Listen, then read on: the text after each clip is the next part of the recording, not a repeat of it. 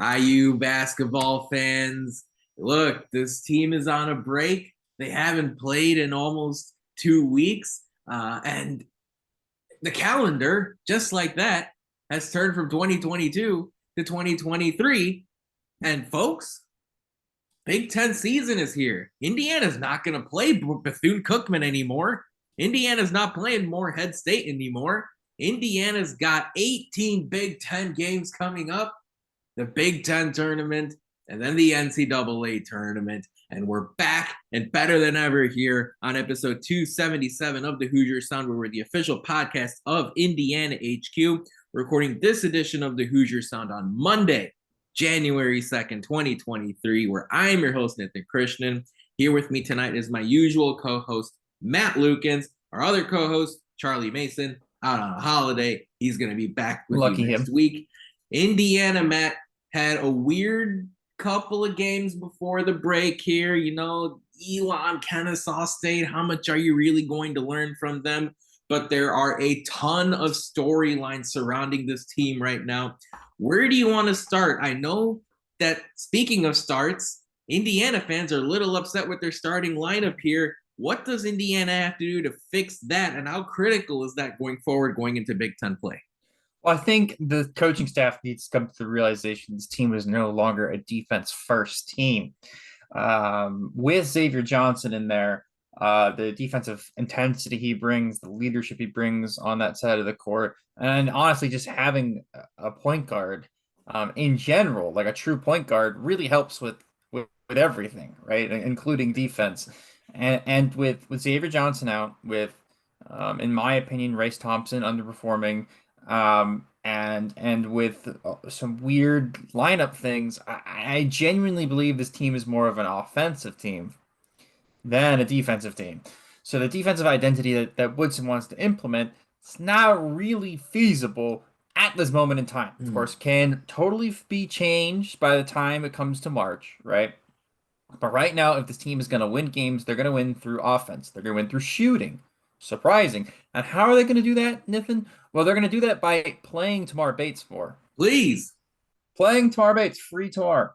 So the team looks a lot better, and the offense especially looks a lot more fluid when Tamar is on the court. So my starting lineup that I would like to see, Nathan, is Jalen Hood-Schifino at the one, because he's the only one that can play that position. Tamar at the two, Trey Galloway at the three, and then Miller Kopp at the four, Trace Jackson Davis at the five. I think those four guys can space the floor around Trace, makes him better. Of course, Trace didn't play in the last two games. So it'd be nice to kind of see him back against Iowa in Iowa City. But again, I feel like the problem in the Kansas game and the problem in the Arizona game for Trace was, one, he didn't look healthy, but two, when he got the ball, he was surrounded by like 12 dudes. You can't double or triple team Trace anymore if you have that lineup on the floor centered around him. And then I really like playing Race Thompson as a small ball five off the bench to Yeah, give Trace some absolutely. minutes. I like floating in Malik Renew at the four every once in a while. If you kind of want Yes. to go bigger for a 4 minute stretch for more defense, that's fine. There's a lot of things you can do with this lineup now, but since you're missing a point guard, you really need Jalen Hood-Schifino out there as much as possible. Trey Galloway is going to need to step up. I would like to see maybe CJ Gunn get a little bit more minutes in the second unit as more of a off the ball threat. But again, like there's so many things now because we haven't talked, we really haven't had a podcast since Xavier Johnson Yeah. has went Yeah. down. So we haven't really been able to talk about this, but No. but without Xavier Johnson, this team is actually in a bit of trouble just because they don't have anybody who can actually play point guard. So there's going to be a lot of guys on this team that are going to need to step up from a distributing standpoint and from a passing standpoint and a leadership standpoint as well, right? We're going to need guys like Trace Jackson Davis to call plays for himself, Let's right? go. It's not Be it's not more going to be a point selfish. guard. It's okay. Exactly. So again, I want to see our stars be a little bit more selfish. By our stars, be Yes. Trace, be a little bit more selfish, and I really want to see more spacing around Trace because again, look, that lineup if Miller Kopp gets put in a switch against the 5, you know what? So be it, right? Like you tell him just guard the best you can without fouling. If he scores, he scores because that lineup is gonna get enough points where I think they can outscore most teams in the Big Ten. Now, is IU going to have a shot against Purdue this year without Xavier Johnson? I'm not sure, but Hey, look, that's we'll cross that TBD, and bridge. yeah, We'll we'll cross that when bridge we when get we get to that. When we get to that in January. So I'm it's very excited to see how they come out against Iowa. What is this on Friday now? Thursday night game, Thursday night, Iowa City. Thursday No night in Iowa beverages will be City. consumed before that, I'm sure. A couple of beverages will be consumed before that. But I'm excited to kind of see how the team kind of Yes. goes. But Yeah. again, I don't know about you, Nathan. Long rant is going to be over here in a second, but I feel a lot more comfortable after those last 2 games, especially upon watching everybody else go through these games after Christmas. Yeah. Because I thought that IU kind of looked sluggish. I thought they didn't play their best basketball against Kennesaw State and Elon, but they still came away with wins. And I've seen a lot of good teams, half decent teams, go into these games and lose, Yeah, well, right? Iowa, right? I So, mean, Iowa, yeah, the team Indiana's facing on Thursday night before Christmas, hosted Ken Palm 345 Eastern Illinois and blew it. and lost. They Yeah. blew it. And look, Indiana has flaws, Indiana has warts, but Indiana is still a top 15 team, according to the AP poll, a top 20 or 25 team when you look at the computers. All of a sudden, that road win at Xavier has really picked up a lot of steam, seeing how the Mhm. Musketeers have done against St. John's, against UConn when the Xavier squad coached by Sean Miller knocked off the top 2 team in the country there. North Right. Carolina looks a little better. Again, lots of questions surrounding them, but they did beat Ohio State. They did beat Michigan. Michigan, another team we talked about as far as blowing a home game against the Q3, Q4 type opponent in Central Michigan. Indiana at least took care of their business, shorthanded, all of that. The Hoosiers are in a good spot here. They scheduled 3 or 4 high quality teams. By the way, the overall non-conference strength of schedule is still not that great when you take it in summation, but IU can take some comfort in knowing that they played likely 1 seed or 2 seed Arizona or Kansas, and you can learn and improve. And that's the entire point of scheduling these teams earlier. Now, Matt, when you talked about bringing in Race Thompson off the bench or Malik Renew off the bench, I know there are fans out there who say, come on, like Race Thompson has been in this program for 5 years, maybe even 6 years now. I lost count, frankly. How dare you? How dare you take a veteran out of the starting lineup for Indiana? And my response to that would be the same response if we took Miller Kopp out of the starting lineup. And that is, if a player is struggling in the early part of the game, help him help himself. And when you come into the game as a reserve, Indiana's reserves are incredibly important to the success of this team. Yep. Guys who come in off the bench and still play 20, 25 minutes and make a big difference in the overall impact of the game. And all of a sudden, you may see Race Thompson become more assertive or unlock a different part of his game because Jalen Hood-Schifino isn't on the court or Trace Jackson Davis isn't on the court. And it's January. It's not like March Madness starts tomorrow. You get to figure out, you get to experiment a little, and maybe experiment is too loose of a word, but you get to try working in different partnerships and different groupings on the basketball court.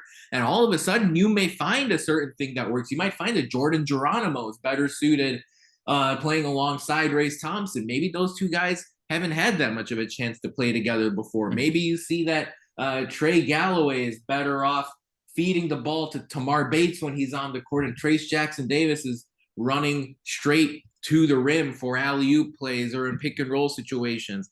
Figuring that stuff out is a blessing that Indiana has because they have 8 or 9 or 10 guys that you can comfortably play even without Xavier Johnson on the court. So I completely agree. I am looking forward to seeing what the coaching staff looked at over this almost 2-week long break. Are you going to come out of that break saying, we didn't need any change? We're fine with how we're starting games. The results are kind of there, but we're fine with how we're starting games. No, you shouldn't be fine. You shouldn't be fine because you were out of the Kansas game barely after it started, and you were Yep. out of the Arizona game essentially after the Wildcats fought through your one run in this early part of the second half. That's unacceptable. So I'm looking forward to seeing this coaching staff make, again, you don't have to overhaul everything, but one or two tweaks. To me, Tamar Bates and Miller Kopp deserve more than 30 minutes per game on a regular basis unless something changes down the line, because both of those guys, Matt, are shooting 40% from three, more than 40%, specifically with Miller Kopp.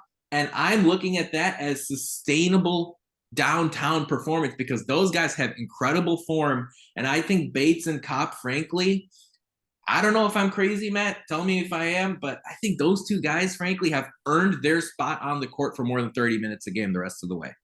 I agree. I think their floor spacing they bring is fantastic. Now, I would like to add one thing, and that is I saw a tweet by another IU person today whose name I am currently forgetting. So shout out to him about IU being in the top 50 of in the country as far as taking long twos, even though they're shooting like 40% from three. And it's kind of like if we can get those shots out of our arsenal and make those 3-pointers, that'd be great. I think Jalen Hitchfino is the biggest culprit of that. He loves a long two, but but the 3-point shot looks fine from him. I just like him to take a step back, right? Yeah. But it's like they're shooting 36% from that spot and 40% from three. It's just like take a couple steps back and shoot that shot. You have a little bit higher percentage chance actually of making it. That's my one gripe with the offense. But and other than that, I mean, like just get Trace healthy. Trace did not look, I mean, like anybody that's watched Trace Jackson Davis play, he did not look himself in the Arizona or it's basically since Rutgers. He hasn't looked the same. So again, maybe the 2 weeks, he's almost had, a month off now, like literally, he might benefit from this time off, just kind of rehabbing and getting healthy because Iowa struggles guarding bigs, and so I am expecting a huge game from him in Iowa City. And remember, this is a game last year in both the regular season matchup as well as the Big Ten tournament matchup where Indiana started the game very well versus Iowa. So I'm looking forward to seeing Mike Woodson replicate, maybe pull some of those notes out from the file cabinet, from the folders inside his desk in the offices of Indiana University, and applying a lot of that similar stuff to this Thursday night matchup. We'll dive in to the Indiana-Iowa game in detail, as well as the Northwestern-Indiana game on Sunday in detail here in just a moment. But, Matt, we're finally here. It's Big Ten season in full force and complete earnest. No non-conference games again until the NCAA tournament. Indiana is among a bunch of teams in the conference with one loss. IU did drop that game at Rutgers earlier this year. 4 unbeatens left in the conference. KenPom has IU going 12-8 in the Big Ten if the season played out based on what we learned today and what we have learned to this point. Third after Purdue and Ohio State, tied with Rutgers. Do you think Indiana can win the regular season title in the Big Ten, or is that too high of a goal based on what has taken place to this point? I think at the beginning of the season, that was the goal. I think now, I think it's a little bit out of reach. I agree. Completely agree. Especially when you're missing your senior starting point guard. That's a bit tough. Being in the top 4, I think is still, you have to be, looking at the rest of the Big Ten. But honestly, this title's produce, lose. I wouldn't be surprised if Wisconsin's there at the end of the day because they just somehow end up there every year. How is that? Can we talk? Like, do you mind? Like, let's for just a second, right? What does Wisconsin do correctly to sustain a top half or even a top quartile team in the Big Ten every year? What am I missing at Indiana that I'm not getting, that I am getting at Wisconsin? Well, it's just Wisconsin style of play, like Wisconsin basketball, right? Which is slow, grind it out, pesky defenders, know your roles, know your assignments. And honestly, their development's been pretty good as far as developing college players. And that's they always develop somebody every summer into somebody that can actually go out and do some things on offense. So they become a team that's hard to guard and they can all shoot. So at the end of the day, you look at this Wisconsin team, you go, they're just annoying to play against. And teams that are annoying to play against get good results, especially in college basketball, because not every team plays great basketball, right? So Wisconsin's going to easily be able to take care of Northwestern. They should be easily able to take care of Nebraska. They should be easily able to take care of these teams that are not Minnesota yep. that are not great. However, they also frustrate teams that are good, right? And then I think the most important thing for Wisconsin basketball is that they don't make a ton of mistakes. They don't, and they live off of you making mistakes. It's almost like teams that like to play the turnover battle in college football. Yeah. It's like to just run the ball, to keep it safe, conservative play calling. That's Wisconsin basketball. And then they wait for you to make mistakes and then they pounce on it and they get, points off of turnovers or whatever. And all of a sudden you're looking at a 10, 15 point deficit. Yeah. And they play so slow, it's hard to get the ball back. It's like almost like 20, 25 points when facing them. But that's also why they will never win a national title, because good teams that don't make mistakes beat Wisconsin. So and that's why IU has struggled for the last 20 years. There hasn't been a lot of really good IU teams that don't make mistakes. That was the thing that pissed people off about Tom Crean's teams, right? Because Tom Crean's teams, they didn't mind if you turned over the ball. But the Wisconsin loves that because that's an extra 30-second possession they have, to waste clock. Mm-hmm. And that kind of speed up play 1,000 possessions doesn't work in a game in which you have another team that's the complete and utter polar opposite of that. Yeah. So absolutely. That's why it's certain teams and certain programs like Michigan State have more success against a Wisconsin team. Well, even Kansas, right? I mean, Wisconsin, to their credit, lost by just a point to Kansas in the non-conference. But at the end of the day, the Jayhawks did come away with the win because, as we saw, Jayhawks team doesn't screw up that much. They don't screw up that much. If you have a really good team with really good guards, you can beat Wisconsin. That's the one thing that Indiana has lacked the last 20 years. The teams that did have really good guards like to turn over the ball a lot, and we didn't have many of them. So again, that's why Indiana struggled with Wisconsin basketball. I have a feeling and a sneaky suspicion that Indiana will get better at dealing with teams like Wisconsin the longer Mike Woodson is the coach at IU. You can kind of tell with how Jalen Hood-Schifino has been developing this year from the summer into this year. Mike Woodson knows how to develop guards. So I'm actually not that worried. And that's a really key point in all of this, and especially with the state of the program, is that you look around the rest of the Big Ten. You ask Michigan fans how they're feeling about Juwan Howard right now. You ask Maryland fans right now how they're feeling about Kevin Willard, especially after they just lost to Michigan, right? There's a lot of teams where they struggle developing players, or they're just kind of iffy. Like I think Woodson's MO is that he's a developer at in his heart, right? Like, that's what he was in the NBA to do. Right? All the teams he was in the NBA, especially the Knicks, right? He was always focusing on developing young guys into stars.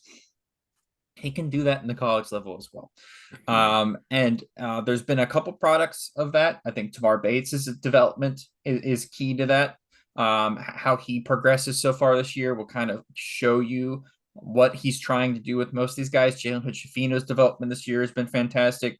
Yeah, not even just guards. I thought Miller Kopp is a completely different player than he was when he came in last year, and that's just a transfer, right? Like, so I'm excited to kind of see what he does with Bleak Renew, what he does with his next recruiting class, Gabe Cupps and Ja'Kai Newton. Yes. So I've used the word excited a lot tonight. I am very excited about where Indiana's at, because I actually can kind of see a lot of positives, which is nice, and it's a different tone that I would have had 2 weeks ago if we had done a podcast after the Kansas and Arizona games, because those suck to watch, right? Those were no fun. But again, I think I need to stress to you guys this. One, we're banged up, not healthy at all. Again, you lost Xavier Johnson, almost halfway through that Kansas game. And the second thing is is that this team's still trying to figure out their identity. They're trying to work a couple new pieces in, and bad games are going to happen. Like that bad game against Rutgers was going to happen, right? Like it's just bound to happen. But Yes, and bad absolutely. games happen throughout the You season. know, Matt, And it you just know, yeah, happened to happen against two of the 5 or 6 best teams in the exactly. country. And people are like, "Well, you can't say that because." You should be going out and beating these teams. Like, well, one was on a neutral court. You got punched in the mouth. You almost came back. You That's did. fine. Yeah. And then the Didn't second have Jalen team was Hood-Schifino for that one. yeah, and we were again banged up, and then you also banged up. You lose your starting point guard, and you're away at Kansas in Allen Fieldhouse against a really good Kansas team. There is not a single team in the country that could lose their starting point guard, go into Allen Fieldhouse, be banged up, and go down 18 and somehow win that game. Okay, everybody loses that game. Okay, so again, you want to talk about the bad starts? That's fine. That's been something that's been happening under Mike Woodson. It happened under Archie Miller too. It happened under a lot of people. Okay, at IU, that's been a problem for a lot of college basketball teams throughout history. Historically, though, Indiana was never winning that Kansas game. Okay, even when it was on the schedule, I said they were never winning that Kansas game. So again, I think we need to like calm down sometimes after losses and look back in the mirror and go, "Well, that sucked." However, I don't really know what the team is supposed to do there or what the staff is supposed to do in that situation. Well, would you rather learn what your weaknesses are in March or in December? And my answer is going to be December to that December. question 10 out of 10 times. And Kansas, the same Kansas team that we just talked about, remember they won the national title last year? Well, do you know what happened to them in the first half of their season? They lost a neutral site game to Dayton. Yeah. They went to Texas Tech and lost by 8. And then at home to Kentucky, by the way, Kentucky, who lost to St. Peter's in the NCAA tournament, Kansas lost to Kentucky by 18 points at home. Coach Cal might get himself fired, by the way. Great news for Kansas is that they had a deep roster and a great coach, and they were able to work through things as the season went on in a tough conference where you get a lot of games to continue to have that litmus test. And Kansas was able to gauge themselves against Baylor and against TCU and against Texas Tech, and they beat Texas Tech later in that season. And then they went on to run the NCAA tournament, and that's the whole point. And I agree, Matt, actually. I don't think Indiana is wise to have the regular season title as a measurable, reasonable, realistic goal at this point, just because of the way Purdue has played. Ohio State went to Northwestern and won by 16. By the way, the same Ohio State team that lost to North Carolina on a neutral site. Indiana, though, very much has a deep NCAA tournament in the cards to play for. Again, no one is flawless in the world of college basketball. We saw Arizona show some weaknesses when they played Indiana. We saw Kansas even show a little bit of vulnerability as Indiana tried coming back in that game. So the Hoosiers very much have everything to play for. If you're a wagering type of person, Indiana is 40-1 right now to win the NCAA tournament on DraftKings Sportsbook. That is tied for 10th, 12th in college basketball. So we see exactly the kind of program that Indiana is at the moment. The Hoosiers have 2 huge Big Ten games coming up this week, and we will dive in to each of those here in just a moment. But first, it's time for Who Won the Week this past week in IU Sports, and we're going to tip our cap to Indiana football linebacker Cam Jones, who's ready to take on the next level here in the NFL. Jones, who missed the last handful of games, really the entire second half of Indiana's season after an injury he picked up. He wasn't really talked about all that much in the NFL draft circles because, well, as great as he played early in the season, especially in that game against Illinois, well, we didn't see Cam Jones play all that much. We weren't sure how serious his injury was. Tom Allen said there was a chance Jones would come back at the end of the regular season. That didn't come to fruition.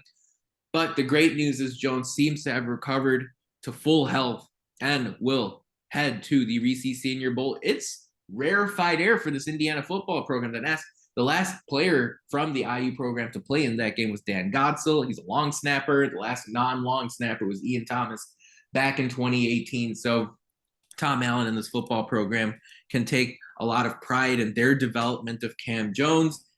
Based on what we've seen, by the way, looks like Tom Allen's players consistently go underdrafted in the NFL. A lot of his players seem to get overlooked in the NFL selection process, and then you continue to see Nick Westbrook-Akina, and you continue to see Micah McFadden, you continue to see Peyton Hendershot do really good things in the league, and I'm sure I missed a couple players in that conversation. So look, I don't know if that's a good thing though. I'm Like I think that's the opposite of a good thing, in fact, because like again, like you think about Tom Allen, right? Like it's like he has these NFL talents that in the program and I know. underutilized. Like how many Well, times Nick Jalen Lucas Westbrook seems like the seen? next one, right? I know. The next evaluation, the next point here for all of us to talk about, because it looks like Jalen Lucas is someone that's primed to go to a team like the Kansas City Chiefs in a few years and be an electric weapon for Patrick Mahomes. Well, what kind of development can Tom Averaging Allen 2 manage? touches a game for Tom Allen.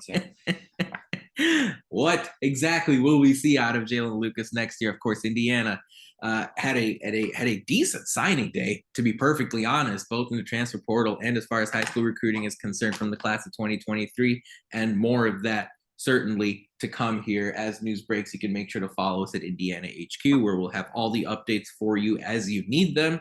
And a friendly reminder here, folks, if you'd like to subscribe to our podcast for free, all you have to do is search for the Hoosier Sound wherever you listen to podcasts. Stay up to date with all of our information by following us on Twitter at Indiana HQ, as well as at the Hoosier Sound. And this part is important. If you enjoy our show, leave us a review, tell a friend, share our links.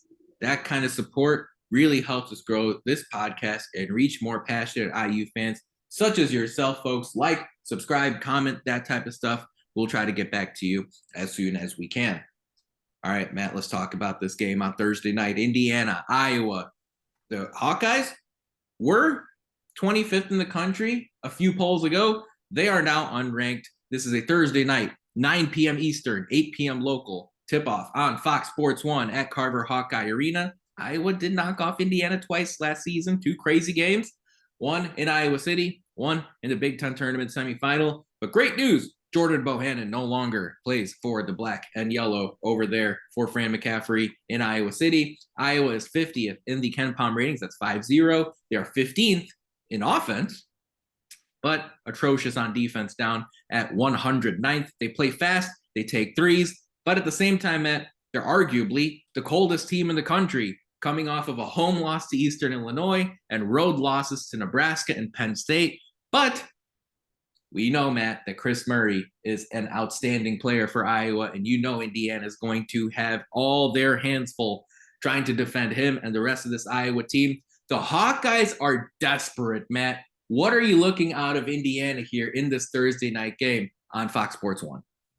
Can Indiana make Iowa uncomfortable offensively? They're going to be uncomfortable defensively. They don't play defense. This is not even just a joke about Iowa. This is legit. They just don't play defense. They have some good defenders on the team, like individual defense. I like Tony Perkins as a defender, Okay. but they don't play defense. So Indiana should be able to score. Is can you make Peyton Sandfort uncomfortable? The minute you get kind of physical with him, he can't shoot the ball. Chris Murray, same thing. You make him a little bit uncomfortable. That's great. I don't know if IU has the defenders though, and guys to do that. Like I would normally say this is a big game for Race Thompson, but he's been underperforming. Jordan Geronimo would probably get some good run every time we go to Iowa. He seems to have a good game. But again, like this is going to be all on can you make them uncomfortable from a defensive standpoint? I mean, like getting into them on the perimeter. And you let Trace do his thing in around the rim. And the second thing is letting Trace do his thing on offense. Is he getting double, triple teamed? Okay. Are you making the open shots out of the triple or double teams? Like, are you getting good opportunities? Are you cutting without the ball, right? Like, are you moving without the ball, especially if Trace has it, right? Making opportunities for yourself that way. If the offense is doing that and they're active, I think they can beat this Iowa team pretty easily. However, it is an away environment. It's your first game in 2 weeks. They might come out rusty, and I can totally see Iowa winning this. But To be honest, I have Indiana winning this game, and I have them winning it pretty comfortably. I don't think this Iowa team is very good at all. They haven't been very good shooters this year. They're only shooting 31% from three, which is very low for an Iowa team. It's just like, can you force the right guys to take shots? And if you do that, then you'll probably win the game as Indiana. Oh, and get rebounds. You got to rebound the ball. You got to be tough on the perimeter defending, and you got to feed Trace. If you do all three of those things, this is a win. And I think Indiana can do all of that. Yeah, I think so too. But that rebounding point was such a good one from your end because look, Eastern Illinois almost out rebounded Iowa. I mean, Iowa had 37 in that game. Eastern Illinois had 36. This Iowa Hawkeyes team doesn't have a Luka Garza type of player up front. They don't have Keegan Murray, who is an excellent offensive player, but he was, 6'8". He was able to get down there, seal some of those rebounds to get that double-double. In that Iowa lost to Penn State yesterday, you saw the Nittany Lions start fast. And in Iowa's loss that I watched at Nebraska in the middle of last week, Nebraska started fast. And this is an Iowa team that's fragile, okay? You see where they are right now. A lot of people said Indiana's soft. Look, guys, Indiana is 8-3. They've really, grizzled themselves against some top of the line opponents in college basketball. This Iowa team is weak right now. They are nervous. They are tentative. They don't have that chemistry that we typically see out of Fran McCaffrey teams. That leadership that you got out of players like Keegan Murray or Jordan Bohannon or Joe Wieskamp or Luka Garza. It's not there right now. This is, to me, a chance for Indiana on January 5th to deliver a knockout punch against a Big Ten team that has NCAA tournament aspirations. Under Archie Miller, I did not see Indiana deliver a knockout punch ever, whether it was against a team like Rutgers, who is regularly sort of on the bubble, and it was the Scarlet Knights who dealt Indiana severe blows in the Archie Miller era, when it was Wisconsin, when it was Michigan State, I remember that Michigan State team that played UCLA in the first four had a big game against Indiana and East Lansing, and Indiana had a chance to knock out Michigan State from NCAA tournament consideration, and it was ugly. It was terrible. Yep. It was a disgusting game to watch. Now, Thursday, fast forward here, year two of the Mike Woodson era, a team that currently is in the top 15, you can eliminate this Iowa team. You can eliminate Fran McCaffrey, who's a really good basketball coach and has developed a lot of quality players over the last few years.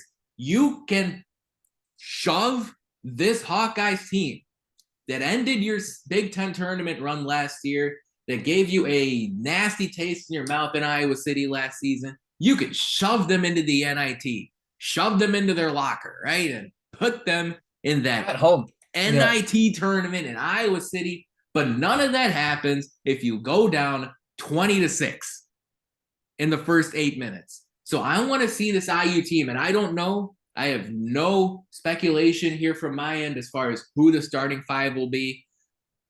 But regardless, get out to a lead and force Iowa to either really, really, really dig deep and figure out what they want for the rest of Thursday night, or get them to quit and win this game by 20 points. That's how I see it. Matt, Chris Murray, really good player. Is that Tamar Bates? Is that Miller Kopp's assignment? Does Race Thompson start because he has to draw that defensive matchup? Or how else does Indiana control the potential first team all Big Tenner? I don't think he defended. Like I don't think there's a defender on the roster that can guard him. I think you just hope that he doesn't. You just kind of force him to hit jump shots, right? Again, or if you're gonna let him drive in the lane, then you're gonna have to kind of force him into Trace, right, and make him kind of have to go through two guys. But other than that, I mean, like he's gonna get points, and he's gonna get rebounds. So you kind of just let that go. I think the rest of the team is who you have to take away, and you can't let either of the McCaffreys have a good time that game. You can't let Rabacha. Philippe Rabacha. Their center. He's got the task of slowing down TJD. he has task. He's not a good defender, but he's a very good offensive player. So again, somebody like can't really allow him to like get comfortable. But again, like I said, if you make the rest of the rest of Iowa uncomfortable, then you should have a decent shot at beating them. And I think Indiana does. And I think Indiana is also catching them at a really good time because they are not playing well at all. You would think so. You would think so. I mean, you would think it looks like it is the last few games, and I watched every minute of these games that Iowa's played here in the last week or so. When their defense is on, like it was against Nebraska, they only put up 50 points. When their offense is on, like it is in the second half of the Penn State game or in that Wisconsin game in the early part of the Big Ten season, well, then their defense lets them down. So Indiana, again, has this chance to deliver a knockout punch. If we look at KenPom, they have Indiana taking this one 77-76. Man, I'm going to ask you for a score here. You seem very confident that Indiana is going to win this game. What do you think the final score will be on Thursday night? 75-62. Okay. IU. I think it'll be a fairly comfortable win. I think they'll probably be up at 8 and they'll start fouling. But yeah, I think Indiana will probably be a close game until about 3 minutes left in the fourth. Then Tracy's going to just get the ball and take over. I think a healthy, fresh Trace Jackson Davis with guys that surround him that actually allow him to play his game will be a fun thing to watch for Hoosier fans. Assuming we get it right. And again, guys, I wish I had an answer for you. I think we're all going to find out about 15 to 30 minutes before tip on Thursday night what exactly the starting lineup will be for Indiana. And then, of course, we'll see what adjustments this coaching staff has made throughout the break. Again, the adjustments I'm looking forward to. Will we get some more pick and roll? Will we maybe see Indiana play a little more full court pressure defensively? And, of course, the entire conversation about the starting lineup. I'm very nervous about this game. I think Indiana will win, but I don't have confidence they're going to start fast. I don't have confidence Indiana will take the crowd out of this one. I don't have confidence that Indiana will land a first half knockout against Iowa. But I do think this development here with Miller Kopp and Tamar Bates being effective forces on offense, Jalen Hood-Schifino contributing in all the different ways he helps the team, and of course Trace Jackson Davis's return. I do think Indiana will win, nail biter, and I actually think it's going to be kind of high scoring. I think it's going to be 80-78 Indiana on Thursday night. I am concerned about IU's defensive intensity, or we'll say just execution in this matchup. And again, Iowa is desperate to find any kind of success at this point in the season based on how their last few weeks have gone. At the end of the day, though, I have IU winning, but it is going to be 2 hours and 15 minutes of absolute torture if you ask me on Thursday night. But at the end of the day, the Hoosiers come out with a win. I guess we're all happy. So looking forward to seeing that take place on Thursday night again, 9 p.m. Eastern, Fox Sports 1. But Indiana doesn't have just one Big Ten game this week. There are two. The Hoosiers, who have almost 2 weeks off, not only face Iowa after this long layoff, but less than 2.5 days. It's a quick turnaround. It's a Thursday night late start to a Sunday noon tip Eastern time against Northwestern on Fox Sports 1. We will be talking through that game in just a sec. But first, it's time for our social media shout out. Lots going around the world of social media. But look, let's continue to shout out the IU women's basketball team. This is a team that did drop a game to Michigan State last week on the road. Tough sort of day game. Just things didn't go to plan for IU. Offense was a bit of a struggle. Tough road game environment. Good crowd there in Breslin, in East Lansing for that matchup. The Hoosiers fell to Michigan State, bounced back. It wasn't easy. Took care of business against Nebraska on Sunday, on New Year's Day at Assembly Hall, knocking off the Cornhuskers on ESPN in overtime.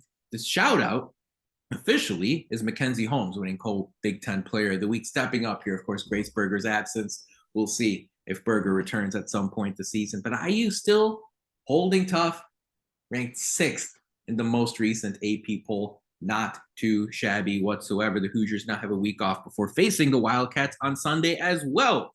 Before we dive into IU's men's matchup against the Wildcats, real quick shout out to our socials across the board here. You can find us at Indiana HQ, as well as at the Hoosier Sound on Twitter, Facebook, and YouTube. On Instagram, Matt, we are not Indiana HQ, but what are we? Indiana.HQ. And you can find us there for all sort of photos, videos, access, different venues all across the Big Ten and NCAA footprint.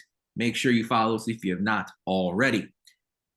Matt, the Chris Collins-led Northwestern Wildcats come to Bloomington on Sunday, a noon Eastern tip. Quick turnaround for an Indiana team, but Northwestern, they play Wednesday against Illinois, so they have an extra day of rest here. The Wildcats, okay start, not too shabby. They haven't eliminated themselves by this point in the season from NIT discussion, postseason discussion like they have done in the past.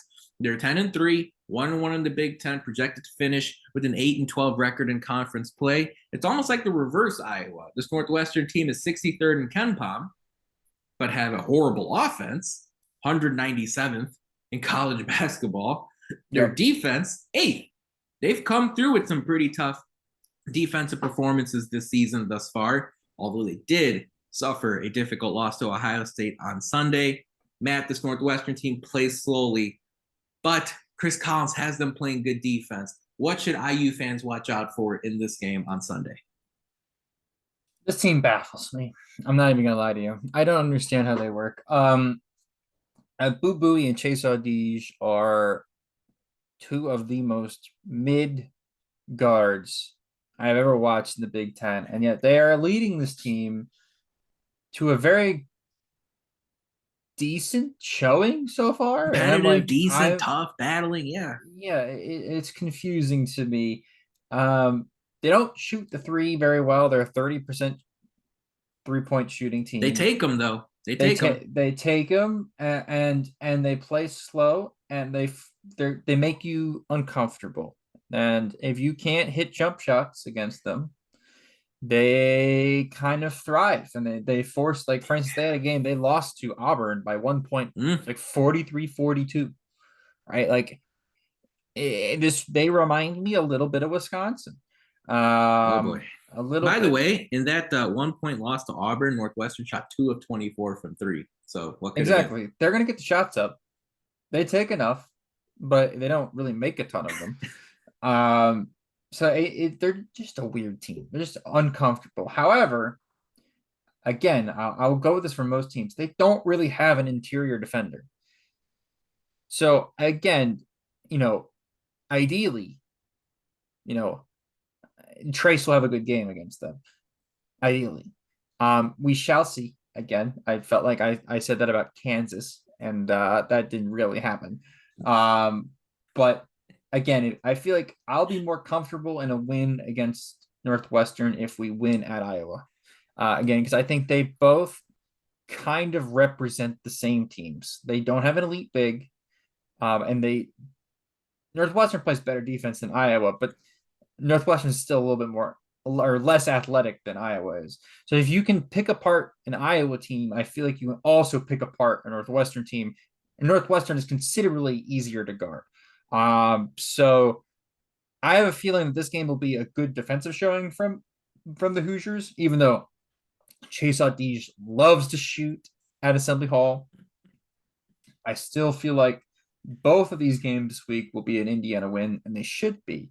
If Indiana wants to accomplish what they want to accomplish in the Big Ten, you can't be going and losing to a honestly subpar Iowa team, and then you can't go and lose to a team in Northwestern that was supposed to finish in the bottom 2 of the conference. You just can't.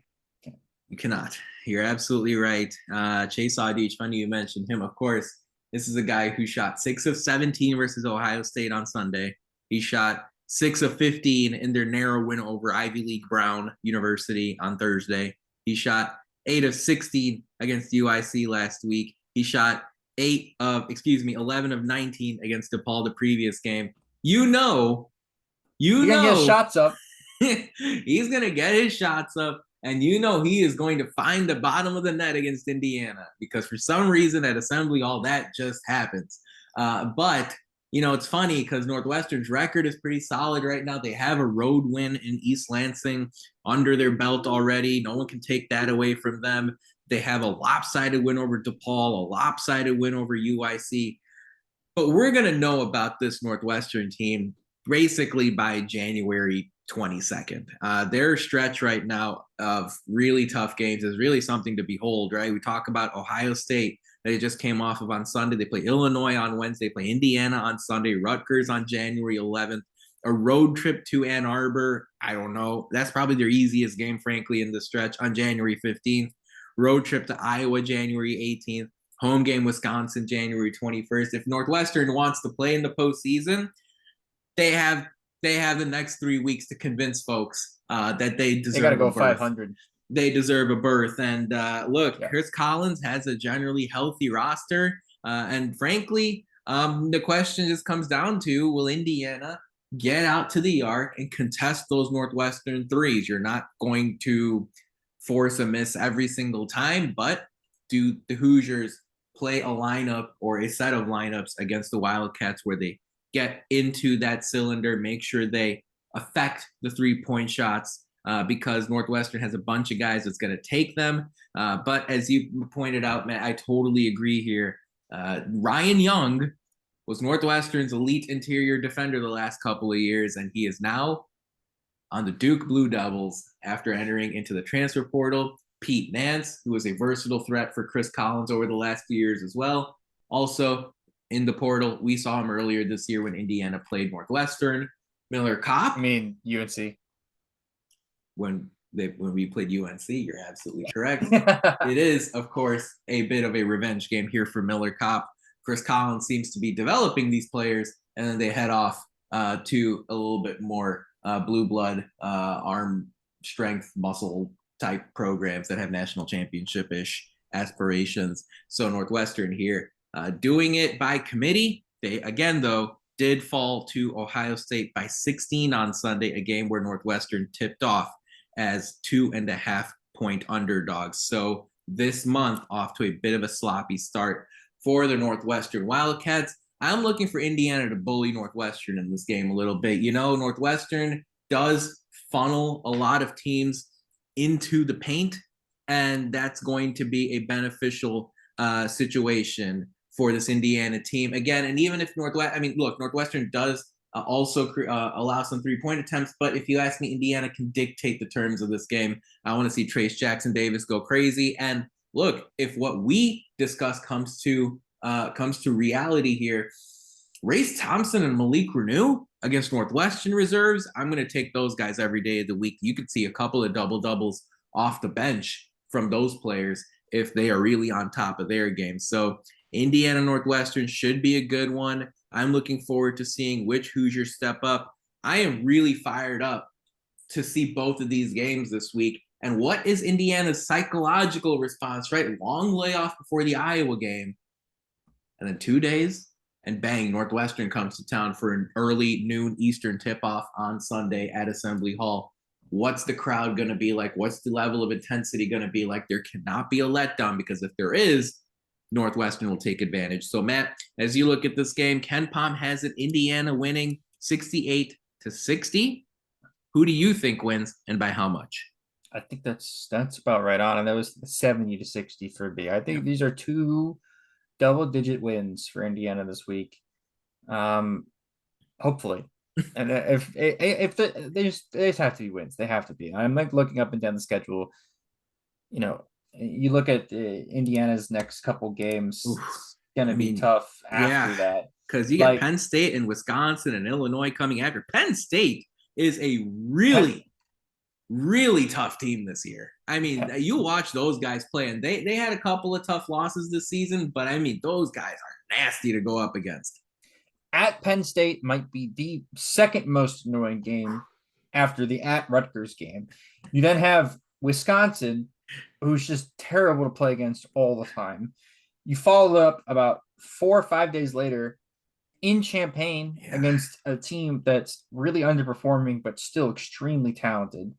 Then you have Michigan State, who's always going to play you tough. The only easy game the entire year, you have at Minnesota on the 25th. Yep. And then 3 days later, you're at home against the team that's probably looked the best outside of Purdue for the Big Ten in Ohio State.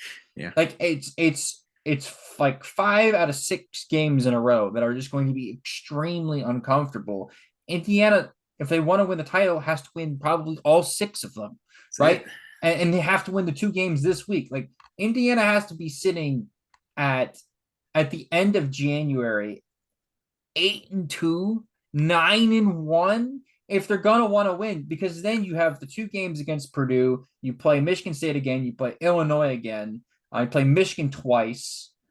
Like there are some really uncomfortable games to end the season. You got to win most, if not all, of your games you play in January if you want any shot at the title at all. So um, let's see if Indiana can do that. We'll see you guys next week for sure after the Northwestern game. So if Indiana goes 2-0, I'm going to be feeling sitting nice and comfy. If they go 1-1, I'm going to be a little bit uncomfy. And if they go 0-2, I might not be there. I might be sick or something. It can't end this way. It can't end by January 9th. We have to have something to look forward to. But what's crazy is, this is an Indiana team that a few years ago did have that elongated stretch of losing games in the Big Ten. And if you look at the conference this year, every team is in the top 65 except for Nebraska and Minnesota in the KenPom ratings. And Nebraska is in the top 85 in the Nebraska is KenPom. good. Nebraska's 82nd. They're playing better than they've played before in the last few years. And then you got Minnesota that's bringing up the rear. And whatever, Minnesota is not exactly a totally dysfunctional team. If they run into a heater on a given night, they can beat you, but they're clearly the worst team in the Big Ten. And that's the only one you can talk about. And Minnesota's only on Indiana's schedule once. Yeah, this is in the ACC. You don't have like 8 give-me games. That's it. And, every team can beat you on every given night. And this is where I think Indiana's psychological, mental toughness will really be tested. And I'm looking forward to seeing this play out. Northwestern in Bloomington on Sunday, I think will go well for this Hoosier team. I'm looking forward to seeing Indiana assertively take the fight to the Wildcats. You're talking about terms here that I haven't used that much before with Indiana basketball teams. Take the fight, be proactive, be assertive, land an early knockout punch. These are the things Indiana can do this week. And I'm looking forward to seeing how they play specifically in the first 6 to 8 minutes of these games. They're going to play a big role in how each of these 2 games play out over the course of this week. Northwestern could be teetering a little bit. You're talking about a team that lost by double digits to Ohio State. They have a tough game against Illinois in the middle of this week here. They could be wobbling a little bit. Indiana has a chance to go out and crush them. That's what Matt was expecting. I think Indiana's going to do well as well on Sunday. I've got Indiana controlling this one from start to finish. I have it 75-62. I'm looking forward to seeing Indiana's offense show out on Thursday against Iowa. And then I'm looking forward to seeing Indiana's defense make a difference on Sunday against Northwestern. We'll see how this all plays out. At the end of the day, the good news, folks, it's Iowa and Northwestern are not Arizona or Kansas, and they're not even Xavier for that matter. So Indiana can go out this week and hopefully land 2 wins. Lots to talk about, Matt. Big Ten season in full force. The IU football program doing some good things that don't involve actually playing games on the field. What are your thoughts here as we wind down on this Monday night? Your final thoughts here in our first episode of the new year. Shout out the women's team. I know they just came off a tough loss against Michigan State, but they're so good. So if you guys have the opportunity to go see them. Men's team, still exciting, of course. They're in some peril of missing out on some of their goals because of an injury, which sucks, honestly. It really sucks. But again, it's nice to have basketball back. It was a weird break from basketball for a bit. But it's nice to have that back. So yeah. Looking forward to it. Seeing Indiana back in full force here. Again, it's going to be basically 2 Big Ten games a week from here until the NCAA tournament. And the NCAA tournament is going to be where Indiana dictates the offseason narrative for this program. Look, we talked just a moment ago about how the Big Ten really 1 through 12 is going to be really tough, really competitive. If you go look at Indiana's game-by-game predictions on KenPom, a lot of these are going to be 1 possession, 2 possession games. And what makes me nervous is this point here I'm going to make before we wrap up, and that is officiating across college basketball. It is going to be in the biggest, largest, most bright microscope that you have ever seen before. Okay. And for those people that say, well, officials and referees, they don't influence games. They don't decide games when it's all said and done. It's usually up to the players. Well, maybe that's true if the final score is like Indiana, Kennesaw State, where it was a double-digit game. You can overcome whatever, one or two bad calls. But at this point in the season, every game, 1 point difference, 2 point difference, 4 points here, there. Look, referees do decide the outcomes of games, and they are going to have to do their best. And hopefully on this podcast next week, we are not talking about a horrible call that ruined another quality Big Ten game. Hopefully we're talking about the players and the coaches, the atmospheres, and the final performance of those parties, not the referees here in Big Ten land. But folks, that about wraps it up for our 277th show of the Hoosier Sound. Thank you so much for joining us. We really appreciate your support. To hear more fantastic episodes like the one you heard today, be sure to follow us at Indiana HQ, as well as at the Hoosier Sound, to make sure you don't miss any in the future. You can also go to our website, indianahq.com, to find it all in one place. But as always, thank you for listening, Hoosier Nation, and we will see you next time. Peace and love. Go Hoosiers.